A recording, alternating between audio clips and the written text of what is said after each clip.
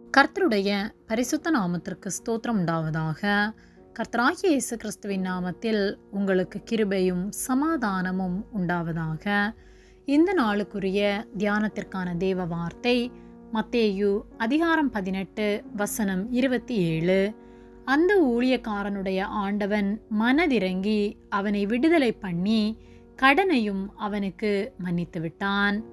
பிரியமானவர்களே, கர்த்தருடைய பிள்ளைகளாகிய நாம் பிறருக்கு இரக்கம் செய்கிறவர்களாய், பிறரை மன்னிக்கிற சுவாபமுடையவர்களாய் இருக்க வேண்டும். மத்தேயு 18ஆம் அதிகாரத்தின் பிற்பகுதியை நாம் வாசிக்கும்போது, ராஜா கணக்கு பார்க்க தொடங்கி 10,000 தாலந்து கடன்பட்ட ஒருவனை அவனுக்கு முன்பாக கொண்டு வந்தார்கள். அப்பொழுது கடனை தீர்க்க அவனுக்கு நிர்வாகம் இல்லாதபடியால் தனக்குண்டான எல்லாவற்றையும், அவனுடைய பெண் ஜாதி பிள்ளைகள் உள்பட எல்லாவற்றையும் விற்று கடனை தீர்க்கும்படியாக ராஜா கட்டளையிட்டான். ஆனால் அந்த ஊழியக்காரன் ராஜாவை வருந்தி கேட்டுக்கொண்டபடியினால் அவன் தாழ விழுந்து வணங்கி என்னிடத்தில் பொறுமையாயிரும் என்று சொல்லி கேட்டபடியினால் ராஜா மனதிறங்கி அவனை விடுதலை பண்ணி அவன் பட்ட கடனையும் மன்னித்து விட்டான்.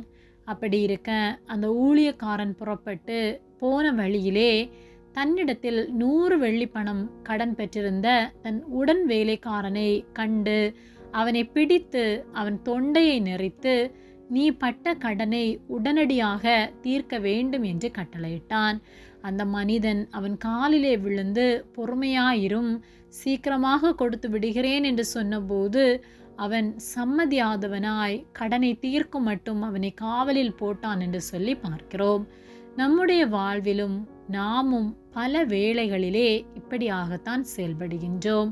நாம் செய்த பாவங்களை நாம் எண்ணி பார்ப்போமானால், நம்மை ஒரு மனிதன் என்று சொல்லுவதற்கு கூட நம்மை நாமே அருவருக்கத்தக்கதாக அநேக பாவங்களை நாம் செய்து வாழ்ந்திருப்போம். ஆனால் கர்த்தர் நம்முடைய பாவங்கள் எல்லாவற்றையும் மன்னித்து அவருடைய பிள்ளைகளாய் நம்மை மாற்றியுள்ளார். ஆனால் நமக்கு எதிராக சிறிய தவறுகளை பிறர் செய்யும் போது அவர்கள் செய்யும் தப்பிதங்களை மன்னிக்க முடியாதபடிக்கு பொறுமை இல்லாதவர்களாய் அவர்களுக்கு எதிராக நாம் பல வழிகளில் செயல்படுகின்றோம். அதிநிமித்தமாய் வாக்குவாதங்கள், சண்டைகள் என கர்த்தர் அருவருக்கிற காரியங்களிலே நாம் ஈடுபடுகின்றோம். ஒருவேளை அப்படிப்பட்ட குணம் நம்மிடத்திலே காணப்படுமானால் நாம் நம்மை சீர்படுத்த வேண்டும், நம்மை பரிசுத்தப்படுத்த வேண்டும். கர்த்தர் எப்படி நம்மை மன்னித்து நம்மை சேர்த்து கொண்டாரோ அப்படியாக நாமும் பிறருக்கு இரக்கம் செய்பவர்களாய், மன்னிக்கிற சுவாபம் உடையவர்களாய் இருக்க வேண்டும்.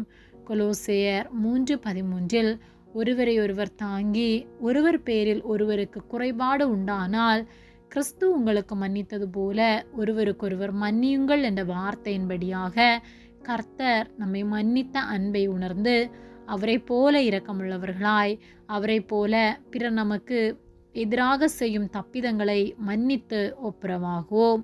கர்த்தர் நம்மை ஆசீர்வதிப்பாராக. ஆமேன். ஜெபம். எங்களை அதிகமாக நேசித்து வழிநடத்தி வருகிற எங்கள் அன்பின் பரிசுத்த பிதாவே, இந்த நாளையும் நாங்கள் காணும்படியாக, உம்முடைய சத்திய வார்த்தைகளை நாங்கள் தியானிக்கும்படியாக நீர் எங்களுக்கு தந்த இந்த நேரத்திற்காக உமக்கு நன்றி செலுத்துகின்றோம். நாங்கள் தியானித்த வார்த்தையின்படியே பிறரை மன்னிக்கிற சுவாபத்தை நீர் எங்களுக்கு தரும்படியாய் ஜெபிக்கின்றோம். ஒருபோதும் நாங்கள் முரட்டாட்டம் உள்ளவர்களாய் செயல்படாதபடிக்கு மன்னித்து ஒவ்வொருவரையும் உண்மையாய் நேசிக்க கர்த்தர் நீர் உதவி செய்யும்படியாய் ஜெபிக்கின்றோம். உம்மை போல எங்களை மாற்றுகிற அன்பிற்காக நன்றி செலுத்துகின்றோம். எங்களை உம்முடைய கரத்திலே ஒப்பு கொடுக்கின்றோம். இயேசுவின் நாமத்தில் ஜெபிக்கின்றோம் பிதாவே. ஆமேன். கர்த்தர் உங்களை ஆசீர்வதிப்பாராக.